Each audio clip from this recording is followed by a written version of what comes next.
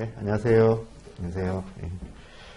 자, 오늘부터 레벨 3 에쿼티 인베스트먼트 5번에 걸쳐서 좀 말씀을 이제 드리게 될 텐데요.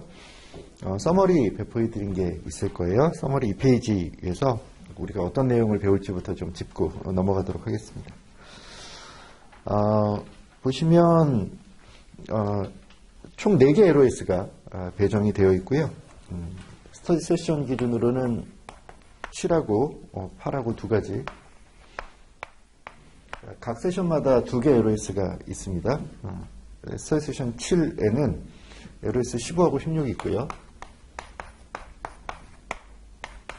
8에는 17하고 18이 있고요. 이렇게 총 4개 LOS를 말씀을 드리게 될 거고, 15에는 에쿼티 관련된 오버뷰가 있습니다.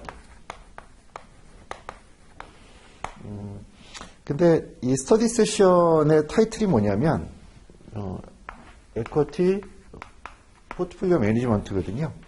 그러니까 포트폴리오 관점에서의 에쿼티를 다룹니다. 그러니까 레벨 1에서는 에쿼티 관련된 뭐 시장부터 뭐 인덱스 관련된 거, 뭐 마켓 밸류에이션 관련된 뭐 산업 뭐 이런 것들 다 다루고, 레벨 2에서는 밸류에이션 했잖아요.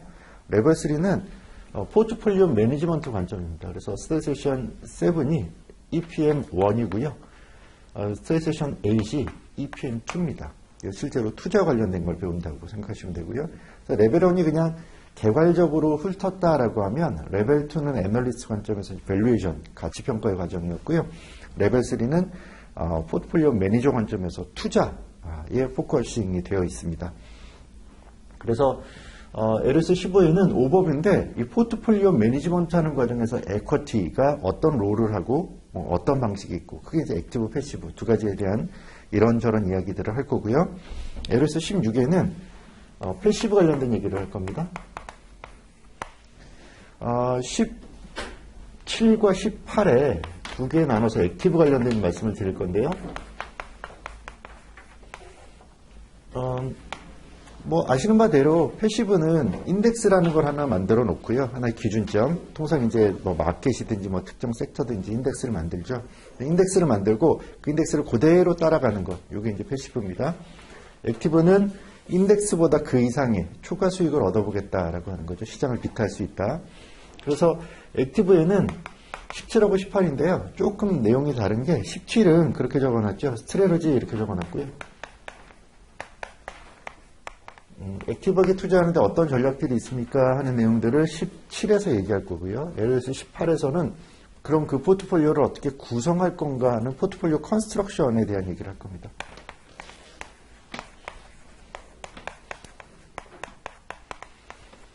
그러니까 몇 년 전까지만 해도, 2018년인가요? 아무튼 한 3, 4년 전까지만 해도 레벨 3에서의 에쿼티 인베스트먼트는 비중이 작았습니다. 비중이 작았고 일반적인 이야기들이었어요. 한 2년여쯤 전에 전면적으로 이 레벨 3 커리큘럼이 개정이 됩니다. 그래서 그 전에 레벨 3 하면 핵심 과목이 포트폴리오 매니지먼트잖아요. 그 포트폴리오 매니지먼트라는 과목 안에서 여러 에셋 클래스에 대한 얘기들이 들어있었거든요. 그걸 발라내서 각각의 에셋 클래스 단으로 던져놨습니다. 그러니까 각각의 뭐 에쿼티면 에쿼티, 픽스 인컴이면 픽스 인컴의 그 안에서의 전문성에도 이제 방점이 가 있는 거죠. 그래서 내용이 전면 개정되면서 기존의 포트폴리오 매니지먼트에 있을 법한 내용들이 빠져나와서 이 안에 들어왔어요. 그러다 보니까 비중이 올라갔습니다. 그전 비중은 10% 언더였는데요. 지금은 10에서 15% 정도로 비중이 제시가 되어 있고요. 그에 따라 난이도도 올라갔습니다. 그래서 어려워졌어요. 이제 무언가 말씀드리는 저희 입장에서도 어려운 얘기들이 와서 섞은 거죠. 장단점이 있었던 것 같아요. 그러니까 무언가 자산 배분 관점에서라면 여러 에셋 클래스들을 모아서 포트폴리오 매니지먼트에서 하는 게 좋았을 것이고, 지금은 각각의 에셋 클래스 단에 더 웨이트가 가 있습니다. 이게 CFA 프로그램을 이제 일단 여기서 레벨 1, 2, 3, 이게 3까지 오셨으니까 마지막 단계잖아요. 다 배우실 때도 느끼시겠지만 지금 현실에 있는 이야기들을 합니다.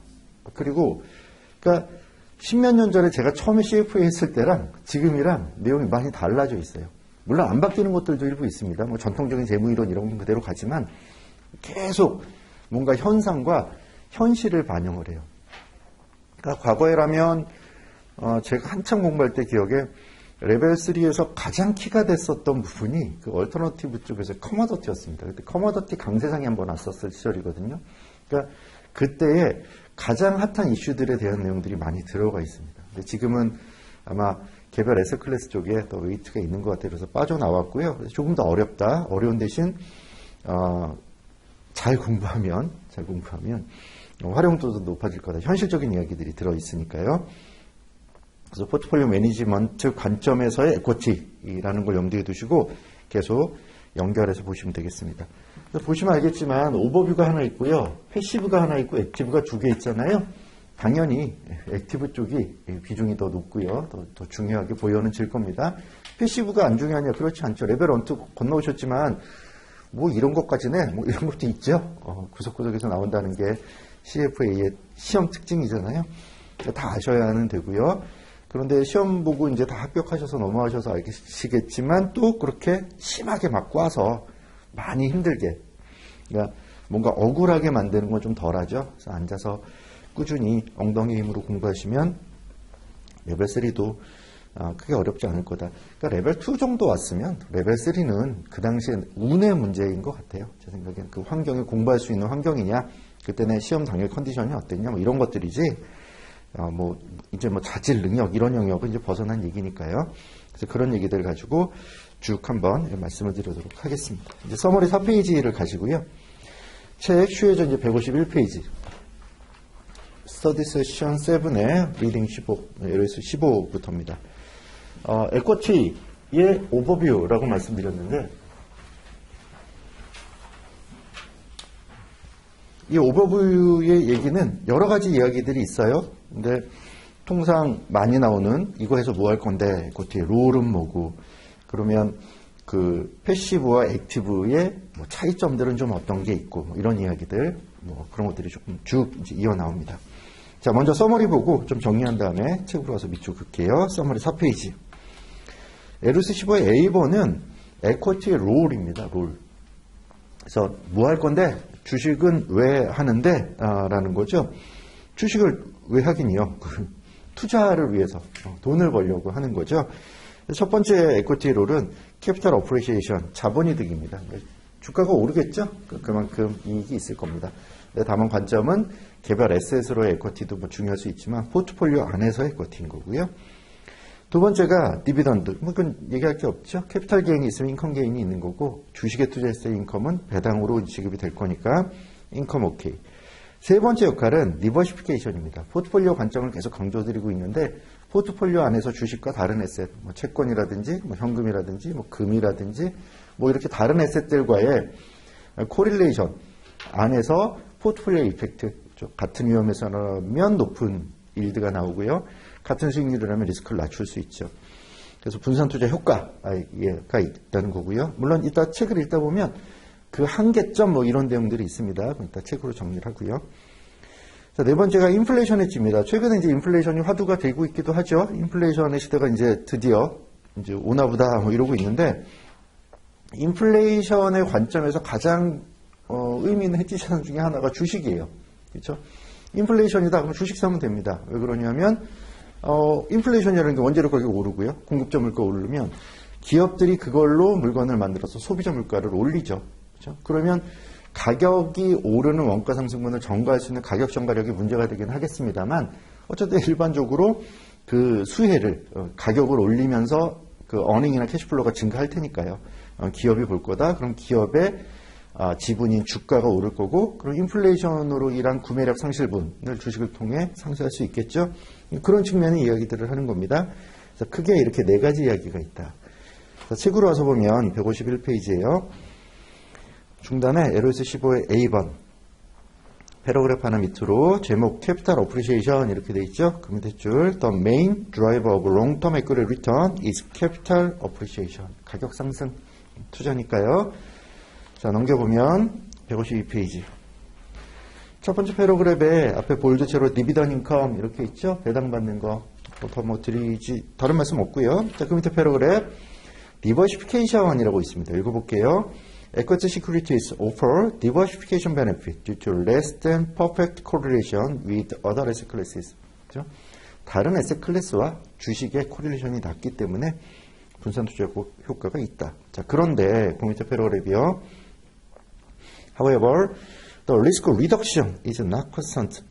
그러니까 리스크를 줄이는 효과가 있다는 건 알겠는데 이게 항상 일정하지는 않다는 거예요. During a financial crisis, 금융위기 같은 게 있다면, 뭐 금융위기는 아니었지만 작년에 코로나도 마찬가지죠. Correlation tends to increase. 낮은 코릴레이션이 분산 투자의 논리적인 근거인데 이게 코릴레이션이 올라가 버려요. 그러니까 위기가 와버리면 주식, 채권 이런 게 어딨어? 자산의 가격은 다 폭락하는 거죠. 그래서 코릴레이션이 증가하게 되고요. 이렇다면 limiting the diversification benefit. 그러면 diversification benefit이 좀 제약받는다는 거고요. 두 번째로 in addition 거기다가 에셋 클래스 자체의 주식이면 주식, 채권이면 채권 에셋 클래스의 스탠다드 디비에이션이 could increase. 그 자체의 에셋의 변동성이 증가한다. 그러면 further reducing the expected reduction in portfolio risk. 그 포트폴리오 안의 리스크가 개별 주식의 변동성도 중요하고 상대적인 코릴레이션도 중요하잖아요. 그런데 파이낸셜 크라이시스에는 이게 제약받는다는 거예요. 왜 그러냐면 스탠다드 디비에이션도 증가하고요. 코릴레이션도 증가하고요. 이 두 가지 때문에 금융위기, 그러니까 크라이시스 상황에서는 디버시피케이션 베네핏은 제약받을 수 있다. 그렇게 두 개 나눠서 정리하시고 그 밑에 패러그래프 인플레이션 헤지 이렇게 써있죠. 읽어볼게요. In some cases, individual equities or equity sectors may provide a hedge against inflation. 인플레이션의 헤지를 가져올 수 있다. 설명드린 내용이고요. 그 밑에 패러그래프 첫 번째 줄 끝에 볼게요. Studies generally show positive correlation between equity real returns and inflation. 여기 보면 주식에 투자했을 때의 리얼 리턴과 인플레이션이 파지티브한 릴레이션십이 있대요. 그러니까 인플레이션이 올라가면 스톡의 리턴도 올라간다는 거죠. 그러니까 이제 상세가 되는 건데 그 밑에 줄이요. 그러니까 세 번째 줄 중간 뒤에 보면 Other studies shows that equities and inflation become negatively correlated during period of hyperinflation. 일반적으로는 인플레이션 해치인데 아닌 경우를 얘기하고 있어요. 첫 번째 경우가 뭐냐면 하이퍼인플레이션의 경우예요. 이것도 이제 거의 이제 위기 상황인 거죠. 뭐 베네수엘라 뭐 이런 상황 되면 뭐 답이 없다는 거예요. 하이퍼인플레이션이 올라가면서 주식 수익률이 올라가야 되는데 너무 높은 인플레이션이라는 건 위기 상황과 그 진배 없죠. 그러면 주가가 떨어져서 네거티브리 코릴레이트 될 수 있다. 계속 보면 in addition, equity prices are typically a leading economic indicator. 주식이라는 건 경제의 선행 지표죠. leading indicator예요. 그러니까 경기가 올라갈 것 같으면 미리 주가는 올라 있고 경기가 떨어질 것 같으면 미리 주가는 떨어져 있죠. 선행이고요. 그리고 while inflation is a lagging economic indicator. 근데 인플레이션이라는 건 후행 지표라는 거예요. 경기가 상당 부분 올라가야 인플레이션이 뒤늦게 따라온다는 거죠. 그러니까 같은 시점에서 인플레이션과 이 주식의 수익률이 같은 시점에서 움직이진 않는다는 거죠. 분명히 관계는 있는데 그러니까 선행성, 후행성을 가지고 있기 때문에 완벽한 해치는 좀 어렵다는 얘기겠죠.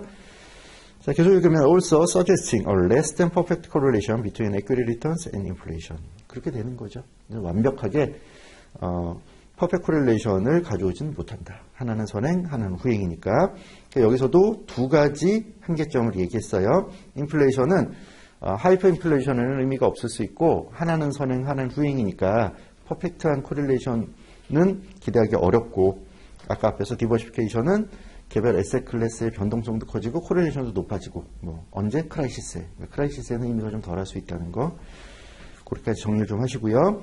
다시 서머리 와보시면 그 위에 방금 본 블랙 포인트 4개 밑에 당부장 표지 비슷하게 해놓고 IPS 얘기를 갑자기 써놨어요. 그러니까 포트폴리오 매니지먼트 하면 제일 먼저 하는 게 IPS 쓰는 거죠. 그렇죠?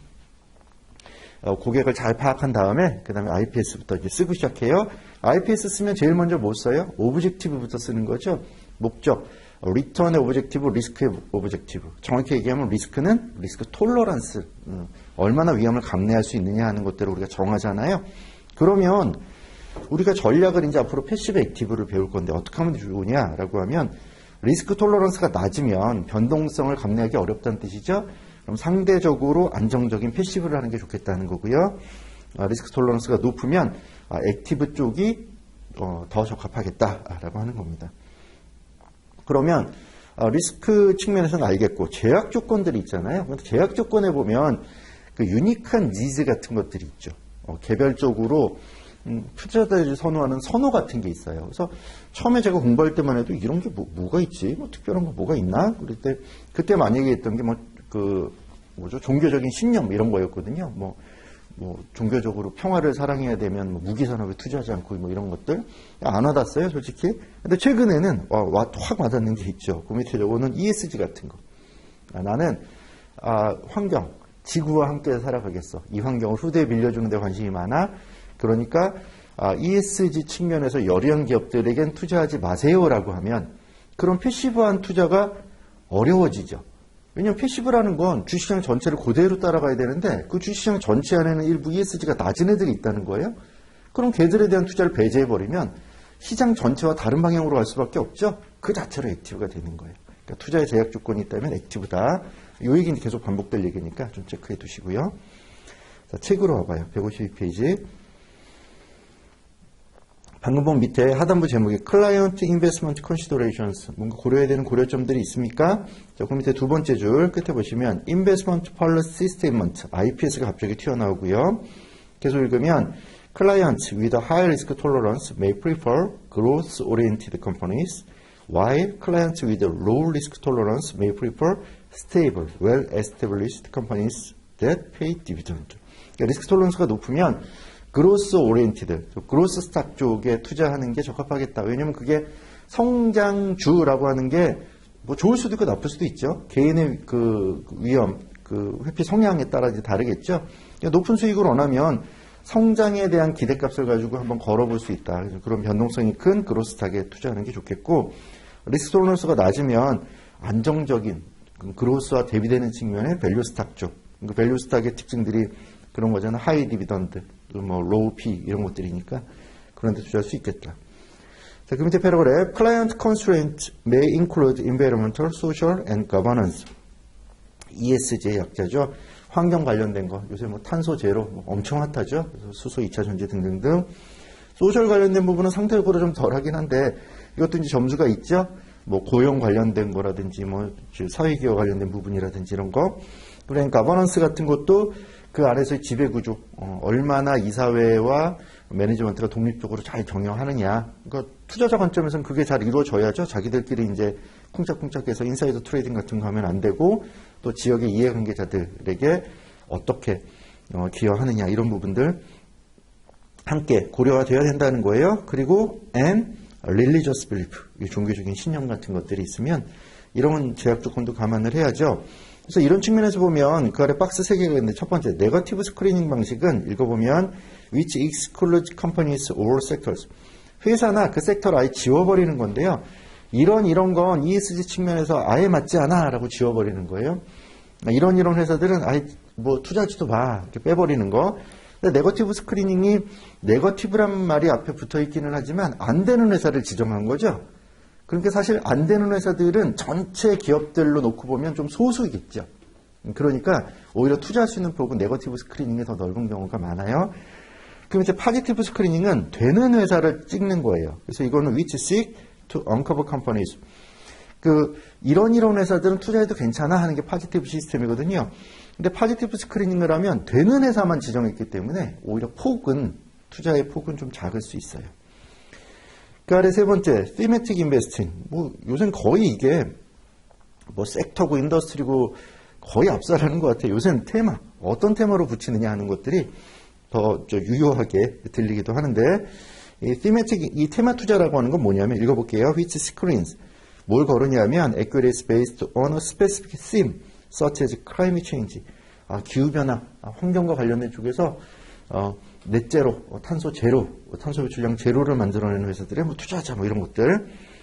계속 읽으면 Related approach is impact investing. 이런 thematic investing의 조금 강한 버전이에요. 그래서 impact investing이라는 용어 정도 기억하시면 될 것 같은데, 이건 뭐냐면 which aims to meet investor objectives by becoming more actively engaged with company. 조금 더 적극적으로 회사에 관여하는 거예요.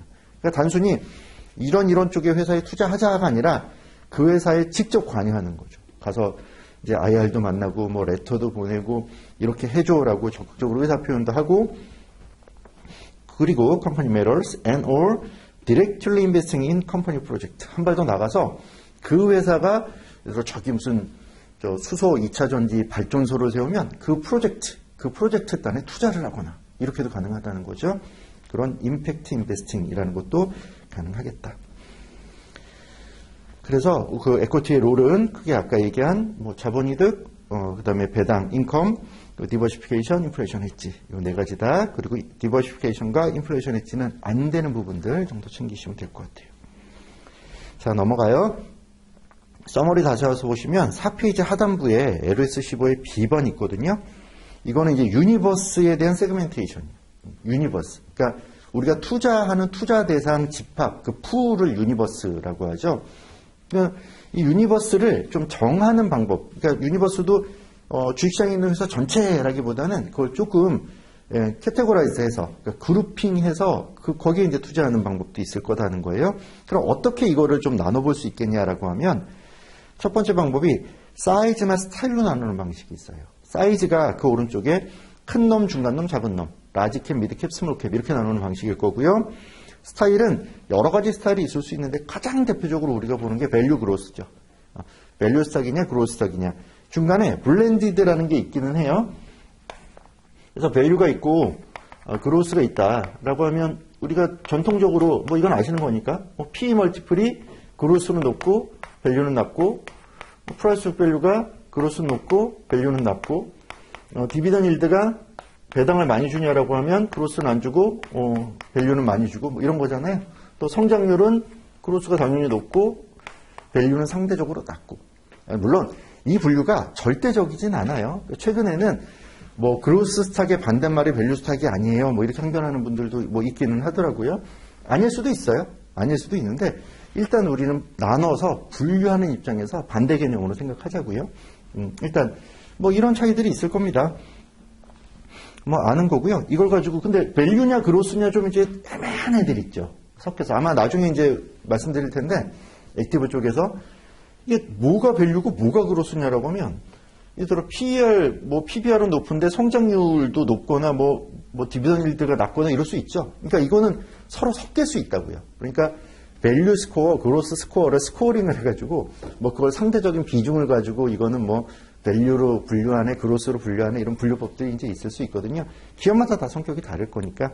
근데 그 중간 어디에 있다라고 하면 이건 블렌디드 이렇게 표현하거나 또는 코어 이렇게 표현하기도 해요.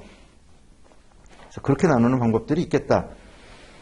일단 책으로 보면 153페이지에 LS15의 B 그 밑에 줄 볼게요. The three main segmentation approaches include the size and style, geography, and economic activity. 분류하는 방법은 크게 세 가지 정도 기준점을 가질 수 있는데 첫 번째가 사이즈와 스타일, 지금 한 거고요. 두 번째 지오그래피, 지역별로 나눌 수 있고 세 번째 이코노믹 액티비티, 어떤 활동을 하느냐, 어떤 영역에서 무슨 제품과 서비스를 제공하느냐 이런 걸로 나눌 수 있다는 거예요. 그 밑에 제목 사이즈 앤 스타일 있죠? 박스 두 개 있는데 볼게요. 첫 번째 박스. 사이즈는 typically measured by market cap. 그러니까 마켓 캡이 얼마냐 시가총액 가지고 분류를 해요. 이거는 can be categorized by large cap, mid cap, or small cap companies. 통상 이 세 가지 분류를 하고요. 그 밑에 박스. Style can be categorized by growth or value companies or a mix of these two styles. growth와 value를 섞은 것. 괄호 안에 그렇게 써놨죠. Sometimes refers to as blend or core. core라고도 하고 blend라고도 해요. 그 중간쯤에 있는 거. Investment style can be determined by analyzed company metrics such as price to earning ratios, price to book ratios, dividend yield and earnings and or book value growth.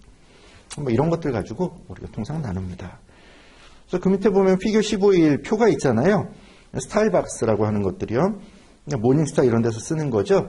보면 스타일 기준으로 밸류 블렌드 그로스를 위에다 헤더에 놓고 옆에 이제 저 열 쪽에는 사이즈를 라지, 미드, 스몰로 나서 분류를 하면 총 3x3 9개의 분류가 가능하다는 거죠. 그래서 뭐 라지 캡 밸류도 가능하고 뭐 그로스인데 작은 회사면 스몰 캡 그로스 이렇게도 가능하고 그래서 이렇게 분류를 해보자라고 하는 거예요. 그러니까 이렇게 분류를 하는 게 무슨 의미가 있냐라고 하면 그런 거죠. 내가 투자자예요. 포트폴리오 매니저가 포트폴리오 운영을 해요. 그럼 여기가 주로 어떤 회사들의 운용을 하고 있느냐 하는 것들을 이런 분류 체계가 없으면 그냥 이런저런 주식 샀어요. 이럴 수 있잖아요. 그러면 라지캡에 밸류 스탁을 많이 샀구나. 뭐 이런 것들 우리가 알아볼 수 있죠. 또는 패시브하게 투자할 때도 마찬가지예요. 나는 굉장히 리스크 러버예요. 그래서 굉장히 성장성 높은 주식만 하고 싶고 큰 주식은 잘 안 움직이니까 작은 주식만 했으면 좋겠어요. 그럼 스몰캡 그로스를 원할 수도 있죠. 그럼 스몰캡 그로스를 원하는데 혹시나 매니저들이 요거 종목 피킹 잘못할까 그건 두려워요. 그럼 패시브하게 이런 거 가능하다는 거예요. 그럼 여기에 스몰캡 그로스로 세그멘티드 되어 있는 회사 분을 가지고 인덱스를 만들어요. 그 인덱스를 그대로 따라가 이것도 가능하다는 거예요. 그래서 하여튼 뭔가 어떻게 분류하느냐 하는 것들이 투자 관점에서 우리가 여러 가지 활용처를 찾을 수 있는데 첫 번째가 사이즈와 스타일에 대한 분류다 하는 거예요. 그럼 이런 분류의 장단점들이 있을 텐데 153페이지 제일 밑에 보시면 박스 2개 있죠. 그 위에 줄 Advantages to segmenting by size and style include 사이즈 스타일의 분류의 장점은 뭐냐면 첫 번째 박스 Portfolio Manager can better address client investment considerations in terms of risk and return characteristics. 포트폴리오를 컨스트럭션 해야 되는데 어느 정도 리스크와 어느 정도 리턴을 기대할 수 있느냐라고 하면 아마 통상적으로 라지캡 밸류가 상대적으로 낮을 거고요. 스몰캡 그로스가 상대적으로 높겠죠. 리스크도 또 기대되는 수익률도. 그렇죠? 그에 따라서 우리가 포트폴리오 만들 때 활용할 수 있겠다는 거고요. 그 밑에 박스 The potential for greater diversification benefit by investing across different sectors or industries. 그러니까 뒤에 나오겠지만 이코노믹 액티비티가 우리가 흔히 보는 인더스트리 또는 섹터를 이야기하거든요. 그러니까 섹터만 놓고 구분을 했어요. 근데 그거보다는 여러 회사들에 나눠 분산 투자를 한다고 생각하면 단순히 어느 섹터라기보다는 그로스 이렇게 얘기를 하면 그렇게 분류한 곳에 투자를 하면 여러 섹터가 포괄되겠죠. 그로스가 꼭 어느 섹터에만 구분되는 건 아니잖아요. 한정되는 건 여러 섹터에 투자가 가능하니까 분산 투자 관점에서 보면 이런 스타일과 사이즈를 가지고 분류하는 것들이 더 나을 수 있다. 154페이지 가시면 이게 첫 번째 박스 The ability to construct relevant benchmark. 벤치마크 만들기도 뭔가 더 신뢰도 있는 그 벤치마크 만들기도 더 좋고요. 그 사이즈와 스타일 좀 명확하니까요. 그 밑에 박스 The ability to analyze how company characteristics change over time. 이 회사가 작은 회사인데 영원히 작진 않을 거 아니에요. 나중에 커지겠죠.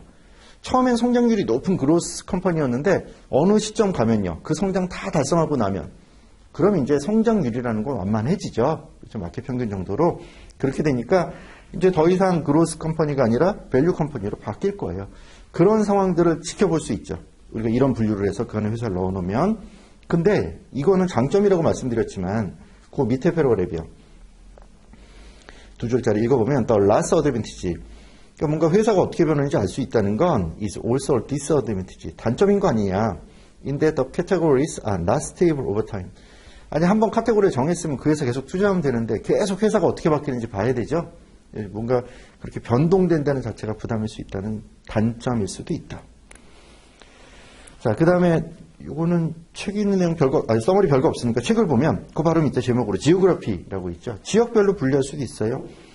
그런데 그거는 아래 패러그래프 하나 아래 보시면 박스 3개 있는데 첫 번째 이 지역이 그렇게도 가능하죠. 뭐 아시아, 뭐 북미, 남미 뭐 가능한데 이렇게도 가능하다는 거예요. 첫 번째 박스에 디벨롭드 마켓, 선진국 시장이죠. 그렇죠? 뭐 미국, 영국 뭐 이런 데들. 그 밑에 이머징 마켓, 그 이머징, 그 개발도상국들, 그것만 따로 묶을 수도 있고, 제일 아래 이제 프론티어, 뭐 아직은 좀 밑에 있는 애들, 이런 분류도 가능하다. 지역별로 이런 분류들을 할 수 있다. 이것도 장점, 단점이 있을 건데, 그 밑에 패러그래프요. The main advantage to geographic segmentation is that investors with a significant domestic market exposure can better understand how to diversify across international market. 그러니까 우리나라도 지금 그런 얘기들 많이 하죠. 개인들이 이제 투자를 하는데 투자 대상물로 보면 너무 부동산에 올인돼 있다. 전체 에셋의 75에서 80%가 부동산 아니냐. 근데 어쩔 수 없는 현실이잖아요. 우리나라에선. 근데 에셋의 75에서 80%지만 통상 부동산을 투자할 때는 레버리지를 잔뜩 일으키죠. 할 수 있는 한. 요새 막아놓긴 했지만 잔뜩 일으키니까 실제로 부동산에 걸려있는 리스크는 굉장히 크단 말이에요. 내가 집어넣은 내 돈, 에코티 대비해서 놓고 보면. 그런데 이 부동산에 편중된 것도 문제지만 우리나라에 편중된 것도 문제다. 그러니까 요새 국민연금이 해외 투자를 많이 늘리잖아요. 그래서 주식 투자하시는 분들은 왜 연금이 우리나라 주식 안 사주고 우리나라 소중한 줄 모르고 이러는데 어쨌든 국민연금 입장에서는 국민의 노후를 책임져야 되잖아요. 잘 운용을 해야 되는데 우리나라가 너무 작아졌어요. 그러니까 연금이 계속 자라고 뭐 세계에서도 랭킹에 꼽힐 만큼 큰 연금 자산을 가지고 있으니까 투자를 해야 되는데 우리나라에 투자하기에는 너무 우리나라가 작은 거예요. 그러니까 연못 속의 고래처럼 돼버린 거죠. 그러니까 해외 쪽에 투자를 해야 돼요. 근데 그런 관점에서 개인도 마찬가지죠. 개인도 투자를 해야 되는데 주식이란 에셋 클래스에 투자를 하기도 해야 하지만 이 주식이 국내 주식만 있냐라고 하면 국내 주식 시가총액보다 미국 주식이 훨씬 크죠. 몇십 배 더 크죠. 심지어 미국에 있는 그 대표 기업 하나가 우리나라 주식시장보다 더 크잖아요. 시가총액이. 그러면 우리나라에만 투자해야 하느냐는 거죠. 그러니까 글로벌리 투자할 수 있어야 되겠다라고 하는 거예요. 그러니까 이런 지역별로 분류를 해놓으면 그럼 어느 국가에 투자할 거냐? 난 뭐 못 먹어도 고니까 이머징. 제일 위험한 나라 어디야? 뭐 이게 좀 그렇죠. 그러니까 좀 이머징에서 뭐 중국 같은 뭐 국가에도 좀 투자하고 뭐 미국 선진국 시장에도 좀 투자하고 뭐 이런 것들 다양하게 좀 투자가 가능해야 되니까 지역별 분류도 필요하겠다. 글로벌 디버시피케이션 관점에서. 또 계속 읽으면 one disadvantage 단점이 있는데요. To this approach is that investing in international equity market may subject investors to currency risk. 다른 국가에 투자하면 기본적으로 환 리스크에 적용을 받죠. 단기적으로는 특히 이제 기축통화국이 아닌 다른 국가에 투자했을 때 환의 변동성이 주가의 평균 변동성보다 더 크거든요. 단기적으로 보면. 그러면 그 높은 볼값을 어떻게 감당할 수 있겠느냐. 가서 그러니까 통상 또 이머징은 주식이 폭락할 때 그 환의 가치도 같이 떨어지기도 하죠. 그러면 더 이제 큰 피해를 입을 수도 있고요. 커런시 리스크라는 거에 대한 이해가 좀 있어야 된다. 이거 감당을 해야 된다는 거고요. 단점으로. 또 하나, another disadvantage is an overestimation of diversification benefit. 해외에 글로벌 투자해냈으니까 오케이 나는 분산 투자를 잘했어 라고 하지만 실제로 그 효과가 기대에 못 미칠 수 있다는 건데 왜냐하면 그 패러그램 밑에 세 번째 줄 중간쯤에요. But the companies may have already diversified their business internationally. 우리나라 삼성전자나 현대차에 투자하면 우리나라 주식에 투자한 게 맞아? 그렇죠. 왜냐하면 이미 사업이 뭐 미국과 유럽과 해외에서의 매출이나 뭐 해외에서의 어닝이 더 클 수 있잖아요. 그 우리나라 기업 아니기도 하죠. 그러니 이 책에서는 반대로 얘기했어요. 내가 기껏 해외 주식에 투자했는데, 그러니까 미국 입장인 거죠. 해외 주식에 투자했는데 그 해외 주식에 투자했는데 그 주식 발행한 그 기업이 우리나라에서 대부분 사업을 해요. 그러면 이제 글로벌 투자 아닌 거죠. 그런 얘기예요. 그래서 이미 투자를 글로벌리 하고 있는 전 세계에서 사업을 하고 있는 글로벌 기업들은 지역별 분산 투자 효과가 좀 제약된다는 거죠. 세 번째가 그 밑에 이코노믹 액티비티 이렇게 돼 있죠. 경제 활동에 따라서요. 우리가 아는 산업과 섹터가 이런 분류죠. 근데 이 분류는 또 이 안에서 두 가지로 좀 볼 수 있는데 그 밑에 패러그램의 두 번째 줄 중간 뒤에요. 마켓 오리엔티드 어프로치라고 하는 게 있고요. 그 이탈리아로 누워있는 이거는 segment companies by market served, how products are used by consumers, and how cash flows are generated. 그러니까 어떻게 캐시플로우가 만들어지고 이 제품은 어떻게 소비자로부터 사용이 되고 어느 시장에서 활동을 하냐라는 마켓 오리엔티드 어프로치가 있을 수 있고요. 계속 읽으면 프로덕션 오리엔티드 어프로치라는 게 있는데 이거 제품 중심이라는 거죠. segment companies by product manufactured. 어떤 제품을 만들었니? 라는 걸 가지고 그 제품 중심으로 세그멘테이션 할 수 있다는 거예요. 예를 들면 그 밑에 줄이요. 그러니까 둘, 넷, 여섯 번째 줄 끝에 for example 예를 들면 market oriented approach는 may classify a core company 석탄 회사가 있으면 in a energy sector 이렇게 분류를 할 거라는 거예요. 에너지로 쓰이죠. 이거는. 그런데 while a production oriented approach에서는 이 같은 core company를 may classify the same company in the basic materials sector. 기초 소재라고 하는 섹터로 분류할 거라는 거예요. 얘가 만들어낸 제품은 기초 소재야. 이렇게 분류할 수 있다는 거죠. 그래서 이코노믹 액티비티가 1번 섹터 인더스트리에 따른 분류다. 클리어한데요. 이거는 마켓 오리엔티드 또는 프로덕션 오리엔티드 두 가지로 좀 다른 각도로 볼 수 있는 여지가 있다. 자, 그 정도 챙기고 155페이지 가시면 또 중간 위에 프로페서스 노트 그 밑에 패러그래프 볼게요. Advantage to economic activity segmentation is that 이렇게 분류했을 때 장점은 it allows portfolio managers to analyze, compare, and construct performance benchmark based on specific sector industries. 말은 길었는데 각 섹터별로 벤치마크라는 거를 만들고 분석하고 비교하고 하는데 좋다는 거예요. 그러니까 이코노믹 액티비티로 세그멘테이션을 했을 때 장점 첫 번째는 섹터별 BM을 만들기에 좋다는 거고요. 계속 읽으면 in addition, diversification benefit are enhanced when investments span different sector and industry. 섹터별로 얼로케이션을 하면 분산 투자 효과가 더 증가할 수 있다. 그러니까 내가 막 투자를 했는데 그게 우연히 한 섹터일 수 있잖아요.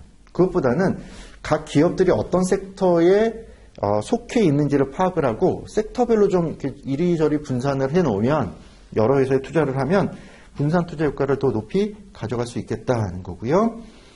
계속 보면 the main disadvantage to this approach is that 단점은요. Some companies, especially larger firms, may have business operations that are not easily assigned to one specific sector or industry. 사업 부문을 여러 개 가진 회사들이 있을 수 있잖아요. 그런 회사들을 특정한 섹터 하나에다가 딱 정하기 어렵다는 거죠. 이 회사가 여러 가지 사업을 해요. 그러니까 일반적인 화학 사업도 하고요. 자동차 부품 사업도 하고요. 무슨 2차 전지 사업도 하고요. 그럼 이제 어느 섹터냐는 거죠. 그죠? 큰 회사들은 여러 사업 부문을 가진 그런 라저 컴퍼니들은 적용하기 어려울 수 있다. 그런 단점이 있어요. 그래서 세그멘테이션은 크게 사이즈, 스타일, 지오그래픽, 이코노믹 액티비티 세 가지의 분류법이 있는데요. 꼭 이렇게만 나뉘어야 되느냐? 아니요. 합치는 것도 가능하다는 거예요. 그래서 155페이지 그 제일 밑에 패러그래프 보시면 Equity market indices and equity portfolio benchmarks can be constructed based on a combination 조합할 수 있다는 거죠. of size, style, and geographic segmentations. For example, the MSCI Europe Large Cap Value Index. 지역별로 유럽, 스타일별로 large cap value, 사이즈별로 large cap, 스타일별로 value. 그죠? 이렇게 혼합 가능하다는 거죠. 얼마든지 섞어서 벤치마크를 만들 수가 있겠습니다. 자, 넘어가 봐요. 156페이지. 이게 바뀐 지 얼마 안 된 커리큘럼이라고 했잖아요. 그래서 제가 다른 강의 때는 안 푸는데 여기 있는 모듈 퀴즈 하나하나가 좀 소중해요. 그래서 문제가 그렇게 썩 좋은 문제가 없고 심지어 어떤 문제는 틀린 문제도 있어요. 봐도 틀렸어요. 그리고 뭔가 뒤에 해설을 봤는데 해답지 있는 내용도 이상해요. 논리적으로 맞지 않아요. 그런데 이게 CFA 협회에서 나왔어요. 그래서 제가 이제 처음에 그 전에 바뀐 다음에 처음 맡아선 선생님이 너무 힘들어 하시면서 이제 그만하고 그때부터 제가 이제 한 2년 된 거예요. 요걸 한 지가. 레벨 3는 안 했었거든요. 1, 2만 하다가. 이제 쓰시를 했는데 와서 보니까 이제 준비하는데 허걱하겠더라고요. 이게 만든 분들이 이걸 알고 만들었는지 모르고 썼는지 모르겠어요. 힘들고 근데 힘든 와중에 문제를 협회에서 냈는데 이게 문제가 제가 볼 땐 틀렸어요. 틀렸는데 틀려서 뺐으면 좋겠다 그랬더니 이게 문제가 워낙 없어서 레벨 3는 바뀐 커리큘럼에 또 수강생들이 너무 원하기 때문에 이건 해야 된다고 그래서 했거든요. 하면서도 이거 좀 이상한데 이쪽 협회에 놀리는 이런 겁니다. 이러고 이제 설명을 파이널 때 드렸어요. 게시판의 질문이 매년 한 5-6개씩 똑같은 게 달려요. 이거 잘못된 거 아니냐고. 제가 글쎄 이상은 한데 협회가 이렇게 얘기해서 일반적으로 틀렸습니다. 이렇게 이제 애중께서 답을 달 거 아니에요. 똑같이 계속 물어보세요. 계속. 그래서 한 번 그렇게 당하고 두 번째 강의할 때는 수업 시간에 제가 이렇게 말씀을 드렸거든요. 그럼 안 달 줄 알았죠. 계속 아직도 계속 올라가요. 그래서 좀 올해는 꼭 빼달라고 지금 얘기할 생각인데 왜 틀린 문제를 계속 잡고 가야 되냐. 문제가 없어요. 그래서 워낙 문제가 없으니까 그런 거라도 들고 가자고 하는 것 같은데 하여튼 올해는 뺐으면 좋겠네요. 그래서 이 모듈 퀴즈를 합니다. 풀고 갈 거예요. 수업 시간에. 156페이지 보시면 상단에 모듈 퀴즈 1번. Equities typically offer diversification benefit. 에코티는 여러 가지 롤이 있는데 그 중에 하나가 분산 투자 효과예요. when combined with other major asset classes in portfolio. 그렇죠. 그렇다면 discuss two reasons at economic crisis may affect the risk reduction achieved through diversification.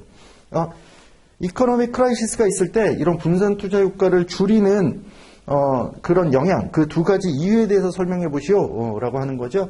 이게 주관식으로 나온다면 이렇게 나올 수 있겠죠. 그러니까 에코티는 아이템셋으로도 가능하고 에세이로도 가능하죠. 문제는 어느 형태로든 다 나올 수 있어요. 그럼 아까 얘기한 두 가지 뭐였죠?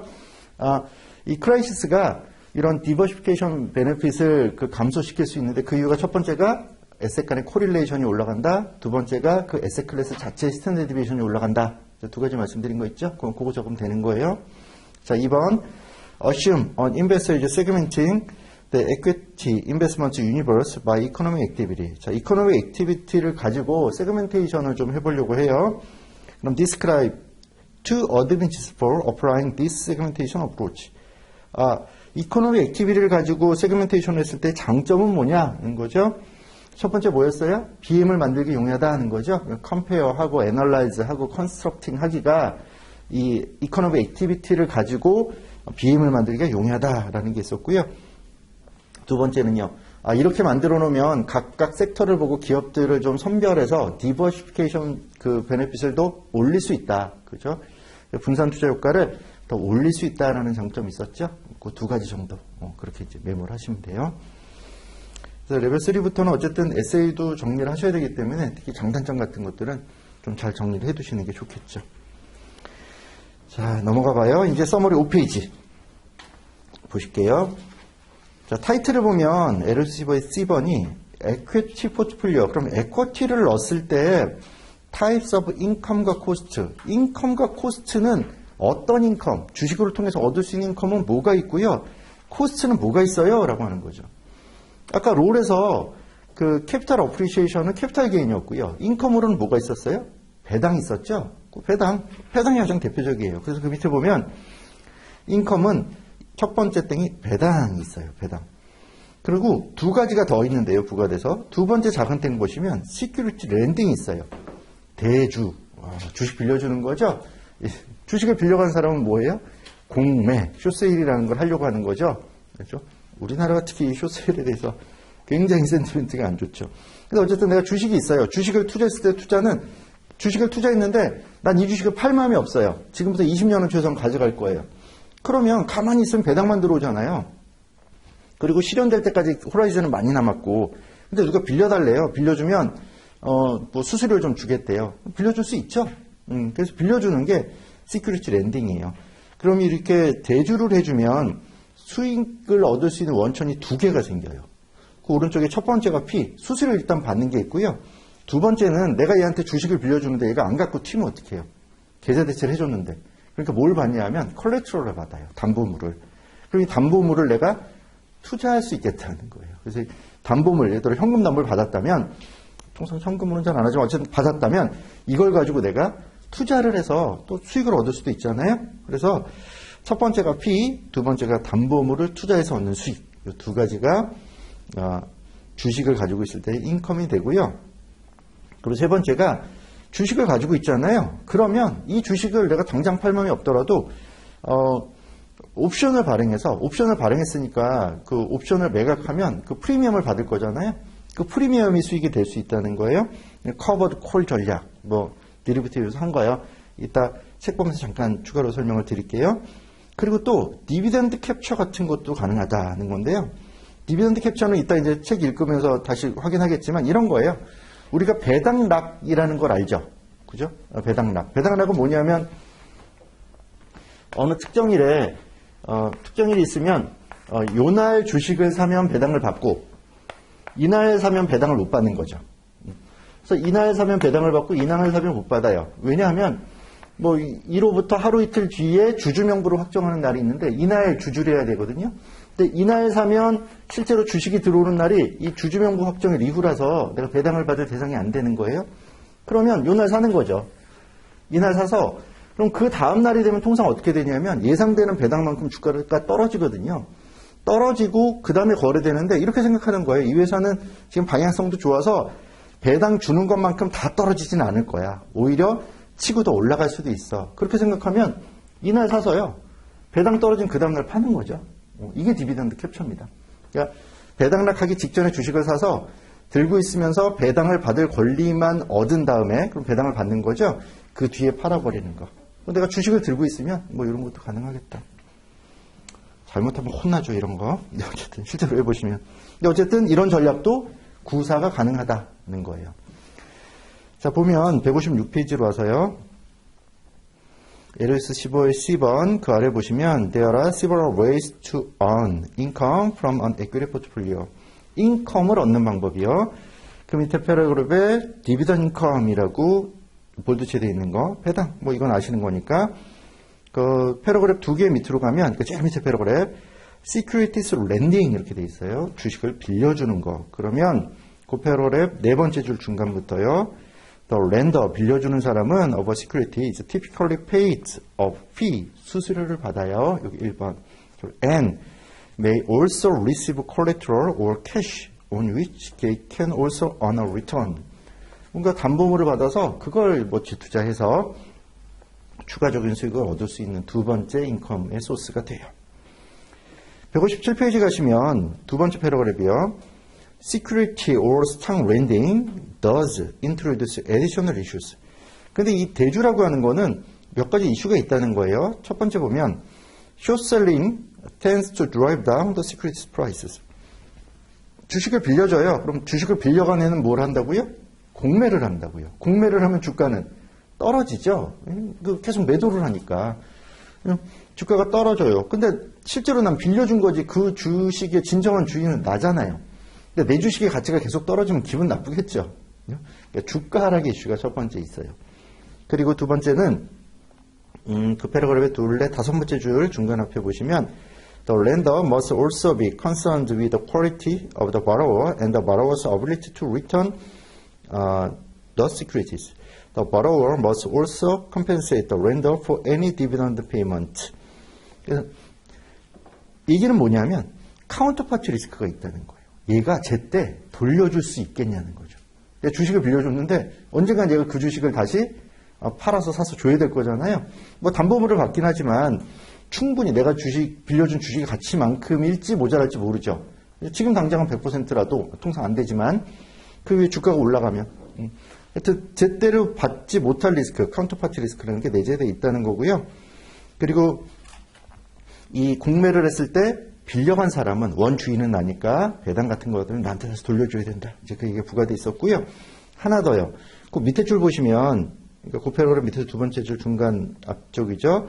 더 렌더, 빌려준 사람은 generally lose the right to vote. 보팅 라이트를 잃어요. 그래서 내가 주주잖아요. 대주주예요. 대주라고 내가 지분을 빌려줘 버리면, 대주를 해버리면 그만큼 지분, 그 보팅 라이트 내가 없어요. 의결권이 줄어들어요. 그런 이슈들이 있습니다. 그래서 그 밑에 패러그래프 보시면 첫 번째 줄에 lenders typically collect a small fee. 빌려준 사람은 fee를 받아요.